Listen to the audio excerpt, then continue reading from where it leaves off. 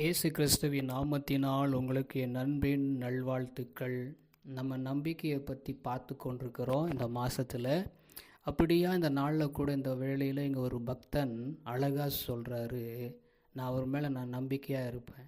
அவர் என்ன பண்ணாலும் சரி, நான் அவர் மேலே என்ன பண்ணுவேன், நான் நம்பிக்கையாக இருப்பேன். அது மாத்திரம் இல்லை, அவர் என்னை கொன்று போட்டாலும் பரவாயில்ல, நான் அவர் மேலே நம்பிக்கையாக இருப்பேன்னு அந்த அளவுக்கு அவர் உறுதியாக இருக்கிறார். அது யாருன்னு சொல்லி பார்க்கும் பொழுது யோபு. ஆமாங்க, சரியான, நீங்கள் ஒரு வேளை யோசிச்சிருப்பீங்க, அது யோபு தான். அப்படியா யோபு 13ஆம் அதிகாரம் 15வது வசனம், அவர் என்னை கொன்று போட்டாலும் அவர் மேல் நம்பிக்கையாக இருப்பேன், ஆனாலும் என் வழிகளை அவருக்கு முன்பாக ரூபகாரம் பண்ணுவேன். அல்லேலூயா. பாருங்கள், அவர் அழகாக சொல்கிறாரு. நம்ம நம்பிக்கையை பற்றி பார்த்து கொண்டிருக்கிறோம். அவர் என்னை கொன்று போட்டாலும் அவர் மேல் நான் என்ன பண்ணுவேன், நான் நம்பிக்கையாக இருப்பேன்.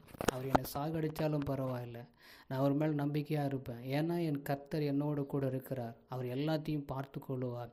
அவர் என்னை என்னை அடித்தாலும் என்ன பண்ணுவார், அவர் அடித்தாலும் என்னை அணைக்கிறவர். என்னை காயங்கள் காயப்படுத்தினால் என் காயங்களை கட்டுகிற தேவன் அவர். அதனால் அவர் மேல் தான் நான் நம்பிக்கையாக இருப்பேன்.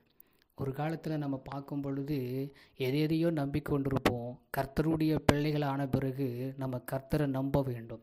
கர்த்தருடைய பிள்ளைகளாக இருக்கிறபடினால் கர்த்தருடைய நாமத்தை நம்ம உயர்த்தப்படணும்னா கர்த்தரை தான் நம்ப வேண்டும்.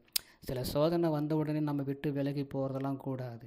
என்ன வந்தாலும் ஏது வந்தாலும் அவர் மேலே நம்ம நம்பிக்கை வைக்கப்படும் பொழுது கர்த்தர் நிச்சயமாக நல்ல ஒரு முடிவை நமக்கு கொடுப்பார். அதனால் சோர்ந்து போயிருக்காதீங்க.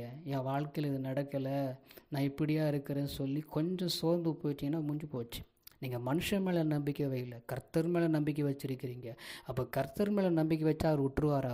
அவர் நன்மையானதை செய்ய வருவார். முடிவு பறிந்து நிலைத்திருக்க அவர் கிருபை செய்வார்.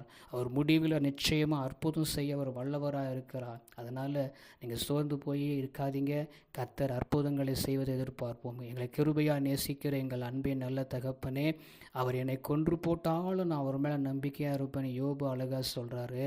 அப்போ நாங்களும் நம்புகிறோம் ஆண்டவரே, நீங்கள் என்ன பண்ணாலும் உங்கள் மேலே நாங்கள் நம்பிக்கை வைக்கிறோம். என்ன ஆண்டவரை அற்புதங்களை எங்கள் வாழ்க்கையில் செய்யாமல் இருப்பீங்களா? இருந்தாலும் என் கர்த்தர் ஒரு பெரிய காரியங்களை வாய்க்க பண்ணி ஆண்டவர் உங்கள் மேலே நாங்கள் நம்பிக்கை வச்சுருக்கிறீங்க. நம்பிக்கையை நீங்கள் வீணாக செய்யாத தகப்பனாக இருக்கிறதுனால உங்களுக்கு ஸ்தோத்திரம். மனுஷனை நம்பாதபடிக்கு உங்கள் மேலே நாங்கள் நம்பிக்கை வைக்கிறோம். என் கர்த்தர் எங்களை அற்புதமாக அதிசயமாய் காணப்படணும். இயேசுவின் நாமத்தில் ஆமென்.